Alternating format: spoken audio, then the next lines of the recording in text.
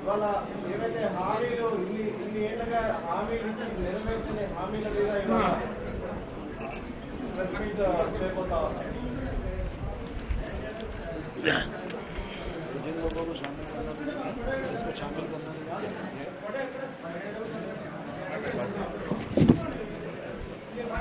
ముందుగా నరేష్ గారు మీడియా ఉద్దేశించి మాట్లాడతారు. भारतीय जनता पार्टी के प्रदेश अध्यक्ष संजय बंडी जी, हमारे जिलाध्यक्ष, हमारी बहन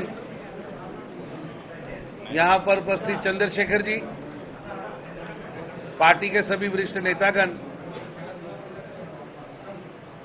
चुनाव का समय है।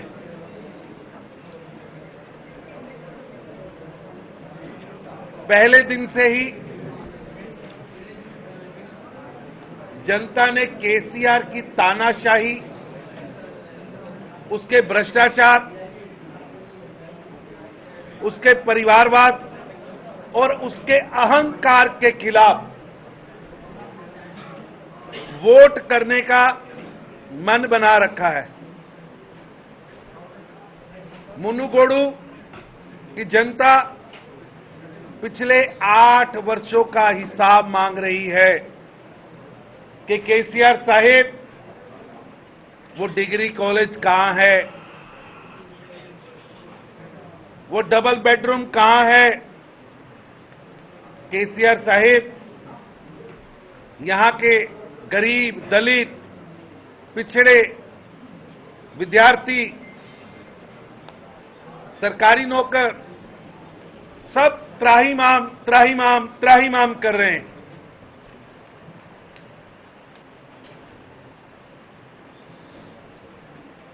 तेलंगाना के किसी भी कोने में चले जाइए, जनता त्राहिमाम त्राहिमाम कर रही है और भगवान से प्रार्थना कर रही है कि कब समय आए और बाय बाय टाटा केसीआर कह के केसीआर सरकार से मुक्ति मिले। मुनुगुडु का चुनाव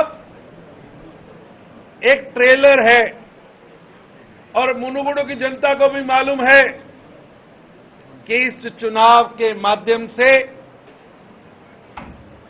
वो केसीआर के अहंकार के खिलाफ, केसीआर की तानाशाही के खिलाफ, केसीआर के भ्रष्टाचार के खिलाफ, केसीआर के परिवारवाद के खिलाफ वोट करने जा रहे हैं। एक तरफ बंगारू तेलंगाना का सपना लेकर, नरेंद्र मोदी जी का आशीर्वाद लेकर बंडी संजय जी के नेतृत्व में भारतीय जनता पार्टी के कैंडिडेट राजगोपाल रेड्डी यहां खड़े हैं, जिनका सपना है, मोदी जी का सपना डबल इंजन की सरकार, मोदी जी का सपना बंगारू तेलंगाना, और दूसरी तरफ केसीआर की लीडरशिप में एक परिवार का कुटुंब यहां बैठा है और वो कुटुंब का कैंडिडेट प्रभाकर रेड्डी है। प्रभाकर रेड्डी जी का किरदार, उनका चरित्र, उनका व्यवहार जनता जानती। हालात ये हैं, ना तो केसीआर साहिब, ना केटीआर साहिब, ना कविता, ना हरीश बाबू, कोई भी कैंडिडेट को साथ लेकर चलने को तैयार नहीं है।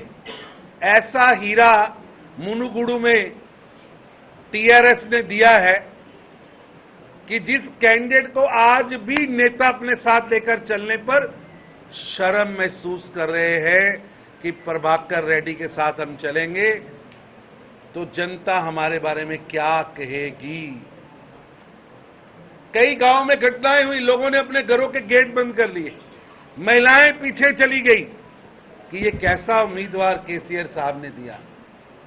मित्रों, मेरी आपसे विनती है, केसीआर साहब परिवारवाद, भ्रष्टाचार, तानाशाही, अहंकार के तो अग्रदूत थे ही। अब मेरे को केसीआर साहब की एक नई प्रतिभा पता लगी। वो फिल्मी पटकथा भी लिख सकते हैं, फिल्मी स्टोरीज भी लिख सकते हैं। जिस तरह उन्होंने पिछले दिनों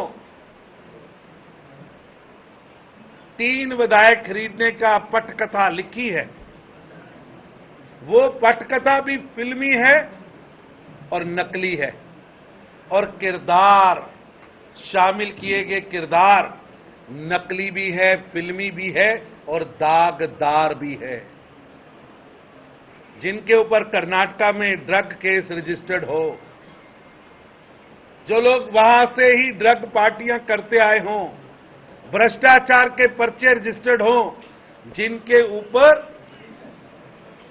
नकली बीए का वोट बनाकर ग्रेजुएट कॉन्स्टिट्यूएंसी में वोट करने का अपराध रजिस्टर्ड हो, जो पेशेवाराना अपराध करने की आदी हो, वो चांद पर थूक रहे हैं, चांद पर थूक रहे हैं आप। केसीआर साहब, आपने पटकथा तो ठीक लिखी, फिल्मी पटकथा तो आपने लिख ली, किरदार भी लिख लिए, किरदार फिट भी कर दिए, लेकिन जनता जानती है कि दुनिया का सबसे बड़ा झूठ केसीआर साहब ने फैलाया, और आज अदालतों में, जनता की अदालत में, जनता के घरों में उसकी निंदा हो रही। केसीआर साहब, कहीं अपनी तरफ जान के देखिएगा। पिछले 8 वर्षों में आपने तेलंगाना की धरती पर लोकतंत्र का बार बार कत्ल किया है। 36 विधायक लगभग जो कांग्रेस की टिकट पर जीत के आए, टीडीपी की टिकट पर जीत के आए, आज आपके साथ विधानसभा में बैठे हैं। जो कल तक आपके साथ था वो तो आपको छोड़ रहा है, जो आपके कल तक सामने था वो किस लालच में आपके पास आया है। जनता जानना चाहती है, ये अटैची का खेल, ये अटैची का खेल जो आपने फिल्मी पटकथा में लिखा है, क्या खेल आप खेलते रहे? 36 विधायक, और पॉलिटिक्स का अगर किसी को एबीसी भी आता हो तो वो कहेगा जिस सरकार के पास पूर्ण बहुमत है उसके 3 विधायक क्यों कोई खरीदेगा? कौन खरीद रहा है? आज तक आप तथ्य नहीं दे सके। इसलिए मुनुगोडू का चुनाव नैतिक रूप से वो हार चुके हैं, जनता उन्हें धुरकरा रही है, और जिस दिन इसका परिणाम आएगा आपके सामने होगा कि केसीआर साहिब ये सीट भारी मतों से हारेंगे। अपनी हार को देखते हुए केसीआर साहिब ने अपना सीएम और सचिवालय सभी मंत्री यहां बिठा दिए। हड़कंप मचा है, हड़कंप मचा है। डांटा जा रहा है विधायकों को, खरीदो खरीदो खरीदो, पैसे से इस चुनाव को खरीदो। मैं केसीआर साहिब को कहना चाहता हूं, सोने की लंका थी रावण की, सोने की लंका, 1 लाख बेटा 1.25 लाख नाती था, लेकिन तानाशाही थी, अहंकार था, वो सोने की लंका भी नहीं रही। 1 लाख बेटा 1.25 लाख नाती, उस रावण के घर ना दिया ना बाती, वो दिया बाती देने वाला नहीं रहा। इसलिए जिस धन के बल पर आप तेलंगाना की जनता को खरीदना चाह रहे हैं, मुनुगोडू की जनता को खरीदना चाह रहे हैं, ये धन काम नहीं आएगा। ये जनता बड़ी खुददार जनता है। ये जनता पिछले 8 वर्षों से आपकी तानाशाही, आपके अहंकार से बदला लेना चाहती है, और निश्चित रूप से जितनी जोर से आप रेत को पकड़ रहे हैं, ये सत्ता की रेत उतनी ही जोर से आपके हाथ से निकल रही है, और निश्चित निश्चित निश्चित चुनाव का परिणाम राजगोपाल रेड्डी के हक में आएगा, और केसीआर साहिब के गुर्गे यहां से अपने अहंकार को हरा कर जाएंगे, और प्रभाकर रेड्डी भारी मतों से हारेंगे। मेरे को इतना ही कहना है। कुछ आपको पूछना है तो पूछिए।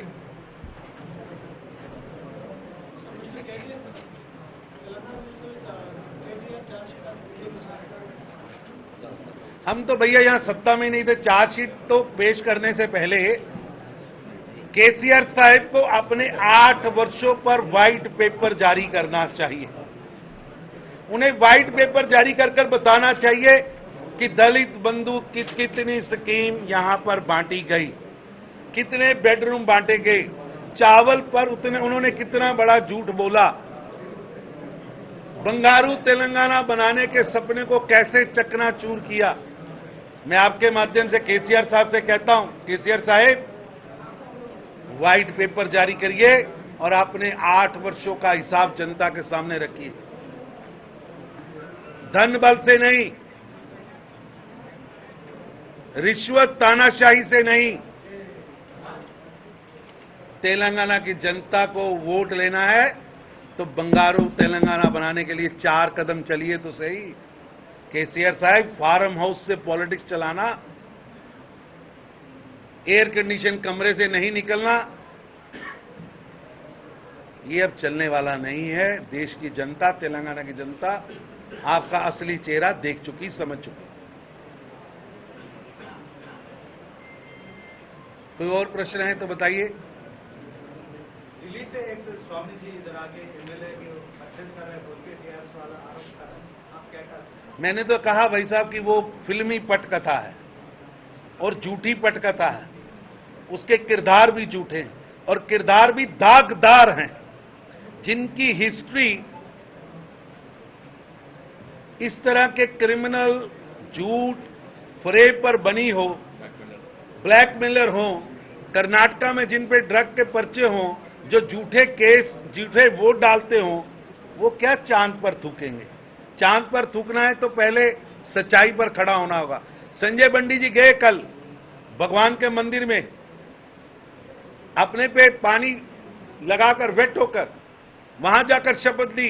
अगर केसीआर साहब सच्चे हैं तो आए, सच्चे हैं तो आए, वहां खड़े होकर उसी जगह पर भगवान के सामने शपथ लें। सच का बोलबाला, झूठ का मुंह काला। पॉलिटिक्स में ब्राह्मण का क्या विश्वास है? देखिए, भगवान का घर से ऊपर कोई नहीं। हम गए हैं, आए ना। अगर सच है तो वहां खड़े होकर बोले।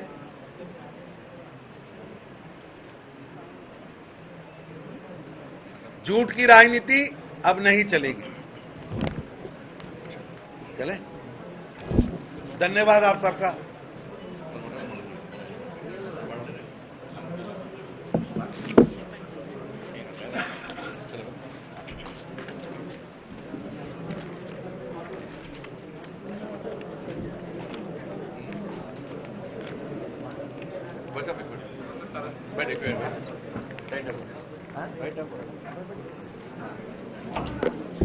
वो शामिल करना था, शामिल करना था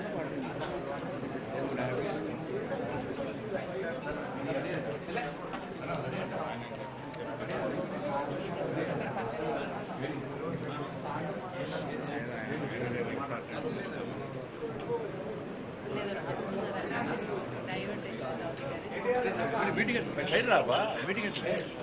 5 मिनट बाद बेटा।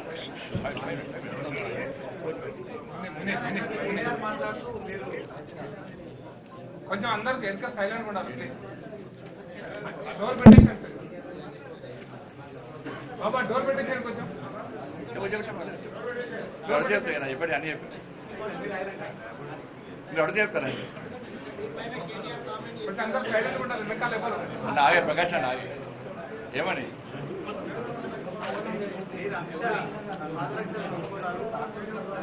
స్వామికి గుళ్ళకు పోయినాక ఆలయ సంరక్షణ చేయాలని చెప్పి కేటీఆర్ అయ్యా రోజు ఏం పని లేదు, పీపుల్ పని ఏం లేదు, బాగుడు తప్ప ఏం లేదు. గురువు అంటే అర్థం తెలుసా ఫస్ట్.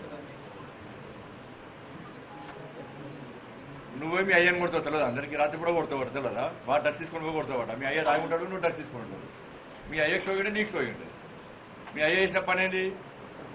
ప్రొఫెసర్ జయశంకర్ సార్ అవమానించిన మూర్ఖుడు, కుండా లక్ష్మణ్ బాపూజీని హేళన చేసిన మూర్ఖుడు.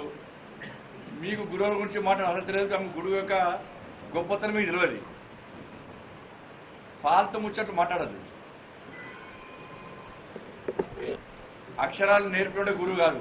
అక్షరాలు నేర్పడం ఆయనతో పాటు రాజకీయ ఓనమాలు దిద్దులను కూడా హైందవ సాంప్రదాయ గురువుగా భావిస్తాం. మేము చెప్పులు దూరం అందిస్తాం, పాదరక్షలు కడుగుతాం, మేము కాళ్ళు కడిగి నెత్తిలో పోసుకోవాలంటారు మంచోళ్ళ పేరు. కానీ మీ అయ్యలకి, మీ పార్టీ లెక్క, గవర్నర్ల కాళ్ళు మొక్కి, మీ కాళ్ళు మొక్కించుకొని పోస్టింగ్ల కోసం, ప్రమోషన్ల కోసం ఎందుకు సంరక్షణ చేయాలి? నీ అయ్యది నీది నువ్వు 4 గంటలు సంరక్షణ చేయాలి. ఆయాసంతో నీ మొత్తం అడగాలి సార్. లక్షలు తీసుకొని నువ్వు మందు తాగి మా అయ్య లక్ష్మీ నరసింహస్వామి పేరు ఉచ్చరణకు ఫస్ట్ మీ నోరుకు సంరక్షణ చేయాలి. సిగ్గుండాల కొంచెమన్నా ఏ వ్యక్తి కూడా, అది ఒక పవర్ఫుల్ టెంపుల్. అది ఏ వ్యక్తి కూడా తప్పు చేస్తే తడి బట్టలతోని ఆ గుడి కోడు అది గుర్తుంచుకోవాలి. మన బండి సంజయ్ పోయిన తర్వాత తెలంగాణ రాష్ట్ర వ్యాప్తంగా, దేశవ్యాప్తంగా భారతీయ జనతా పార్టీ నిజాయితీ ఏందో దేశవ్యాప్తంగా ప్రజలు చూస్తున్నారు. దాన్ని గుర్తించే మళ్ళొకసారి ఇష్యూ డైవర్ట్ చేయడానికి, అరే దేవుడు నమ్మ నాస్తికుడు దేవుని గురించి మాట్లాడే అర్హత లేదు. ఫస్ట్ దేవుని గురించి, ఏ దేవుని నమ్మని నాస్తికుడు దేవుని గురించి మాట్లాడే అర్హత నీకు లేదు. మేము సంప్రోక్షణ చేసి స్టార్ట్ చేస్తే తెలంగాణలో నువ్వు నీ కుటుంబం పెద్ద మోసగారి కుటుంబం. డబుల్ బెడ్రూమ్ ఇస్తాను మోసం చేసినావు, ఎస్సీ ఎస్టీ బీసీలను మోసం చేసినావు, అగ్రవర్ణాల్లో ప్రజలను మోసం చేసినావు, తెలంగాణ ప్రజలకు ఇచ్చిన హామీలు నెరవేర్చలే. ఈ మోసకారులు తెలంగాణ మొత్తం తిరిగిరు. అందుకే మూడిని దగ్గర పడ్డది. మీరు గద్దె తెలంగాణ మొత్తం కూడా సంప్రోక్షణ చేస్తాం. మీరు ఎక్కడెక్కడ తిరిగిరో తెలంగాణ మొత్తం సంప్రోక్షణ చేస్తాం. మోసగాళ్ళు తిరిగినటువంటి ఈ గడ్డ, ఈ పవిత్రమైన గడ్డ తెలంగాణ గడ్డ. ఈ పవిత్రమైన గడ్డను మోసపూరితమైన వాగ్దానం చేసి పేదలు మోసం చేసేందుకు అపవిత్రమైంది. అందుకే ఆ ప్రక్షాళన కోసమే, ఆ సంప్రోక్షణ కోసమే తెలంగాణ ప్రజలు ఎదురుస్తున్నారు. చేస్తాం తప్ప తెలంగాణ మొత్తంలో సంప్రోక్షణ చేస్తాం. నువ్వు ఒక్కటి మాత్రం 100 మాడతాం. మేము నోరు హద్దులో పెట్టుకోవాలి. నువ్వు నీ అయ్యా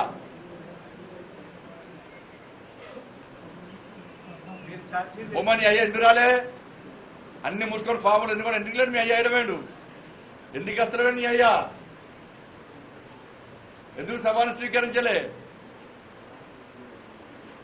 నలుగురు ఎమ్మెల్యేలు నీ ఫాము, నీ ప్రగతి భవన్లో ఎందుకు వచ్చినావు? చిన్నపిల్లాడు వాళ్ళేమన్నా?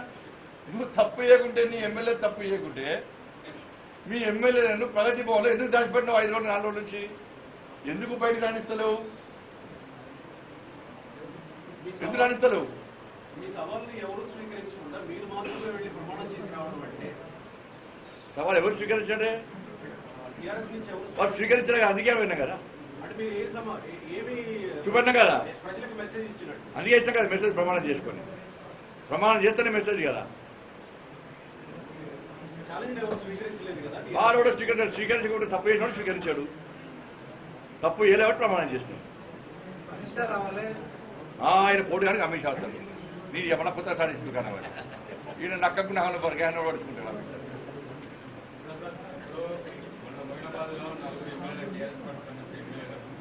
బీజేపీ కావాలనే మున్గోడులో బీజేపీ ఉన్నట్టుగానే వీళ్ళిద్దరు కావాలని రేవంత్ రెడ్డి గారు ఏ కాంగ్రెస్ పార్టీ ఢిల్లీ దగ్గర వెళ్ళారు. వాళ్ళకి ఇప్పుడు ఏం చేయాలి? వాళ్ళకి మంది రాకుండా మంది పంపాలి. మరిగా ఓటుకు నోటు కేసు పెండింగ్ ఉంది. మంది పంపాలని వాళ్ళకి రాకుంటే ఈడ టీఆర్ఎస్ పార్టీ పైసలు ఇస్తే పోటీ చేస్తున్నారు వాళ్ళు. ఆ Jodo Yatra TRS party, TRS Congress జోడీ యాత్ర. ఆదివారం సీఎం కేసీఆర్ అవుతున్నారు. బీజేపీ నుంచి మేము గతంలో అమిత్ షా గారి సభప్పుడు, అమిత్ షా గారి సభ సంబంధంగా పోలీసులను అడ్డుపెట్టుకొని 5 కిలోమీటర్ల వరకు ట్రాఫిక్ ఆంక్షల పేరుతోని ఇలా ప్రజలను, భారతీయ జనతా పార్టీ కార్యకర్తలను ఆపివేసిన విషయం మీరందరూ చూసి సోషల్ మీడియాలో వచ్చింది. రాజ్ గోపాల్ రెడ్డి గారి నామినేషన్ సందర్భంగా 80% పబ్లిక్ రాకుండా చేశారు. కనీసం బ్యాలెన్స్ దిగనీయలే. ట్రాఫిక్ కావాలని ట్రాఫిక్ జామ్ చేశారు. నేను తరుణ్ గారు రావడానికి 2 గంటలు పట్టింది ఇక్కడ లోపల రావడానికి. కావాలని ట్రాఫిక్ జామ్ చేశారు. ప్రజలు రాకుండా చేశారు. ఫుల్ అయిపోయింది, పోకండి, జామ్ అయింది. జామ్ అంటే ఒక భయానక వాతావరణం సృష్టించారు. ఇవాళ 31వ తారీఖు బహిరంగ సభను కూడా ఎట్టి వాళ్ళు ప్రజలు రాకుండా వేయాలి, కొత్త కొత్త ఆంక్షలు పెట్టాలని చెప్పి టీఆర్ఎస్ పార్టీ ప్లాన్ చేసింది. మేమే తక్కువ కాదు. మేమే చేస్తే ఇప్పుడు ప్రతి మండల కేంద్రంలో 20,000 మంది దాదాపు పెద్ద ఎత్తున ప్రతి మండల కేంద్రం 9 బహిరంగ సభల రోజు 31వ తారీఖు నాడు ఈ నియోజకవర్గంలో 9 మండలాల్లో 9 బహిరంగ సభలు ఏర్పాటు చేస్తున్నాం. దీని ద్వారా ప్రజలకు మేము ఇచ్చే మెసేజ్ ఈజీగా పోతుంది, ప్రజలు నేరుగా కలుసుకునే అవకాశం ఉంది అని చెప్పి ఆలోచనతో ఆ రోజు 9 బహిరంగ సభలను 31వ నాడు ఈ నియోజకవర్గంలో ఏర్పాటిస్తున్నాం. దానికి కేంద్రం నుంచి 1 నాయకులు వస్తారు, స్థానికంగా నాయకులందరూ వస్తాం. పెద్ద ఎత్తున 31వ నాడు ఒక్క బహిరంగ సభ కాదు 9 బహిరంగ సభలు పెడుతున్నాం. 9 బహిరంగ సభలు పెట్టి ఆ రోజు అన్ని విషయాలు ప్రజలకు వివరించి ఓటు అప్పీల్ చేస్తాం.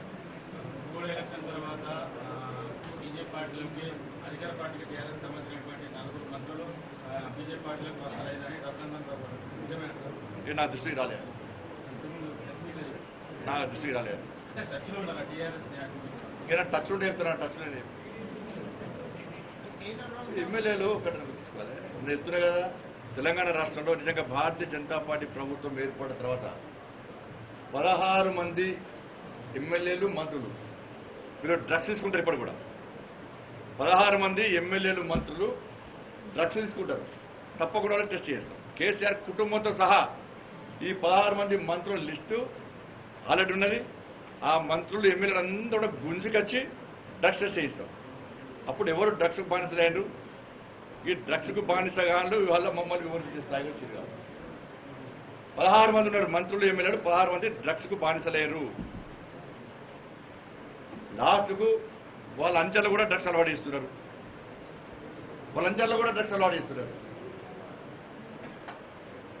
ఏమైంది డ్రగ్స్ కేసు?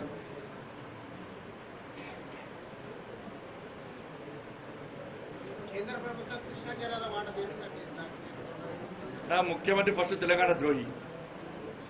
ఈ ప్రాంతం ఎడారిగా మారడానికి ఇన్ని సంవత్సరాలు ఇబ్బంది పడడానికి రాష్ట్ర ముఖ్యమంత్రి చేసిన ద్రోహమే. ఏమైంది విభజన సమయంలో ఏమైంది? చాలా సందర్భాల్లో పూర్తి వివరాలు కూడా ఆధారాలు సహా బయటపెట్టినారు.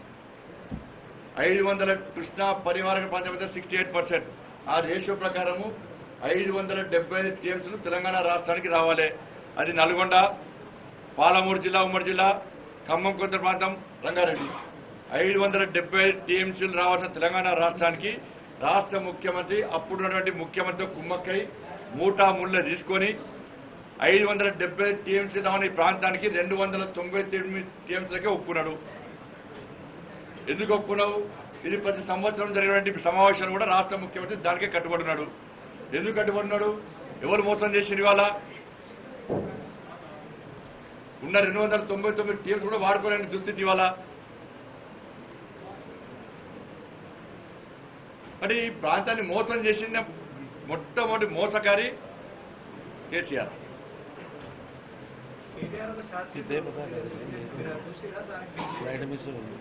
వాళ్ళ మీద ఛార్జ్షీట్ ప్రజలు తయారు చేశారు. వాళ్ళ మీద తెలంగాణ ఛార్జ్షీట్ రెడీ పెట్టుకున్నారు.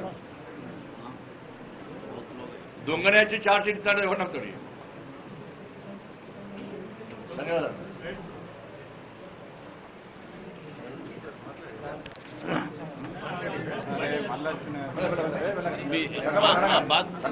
आपका बात हुआ है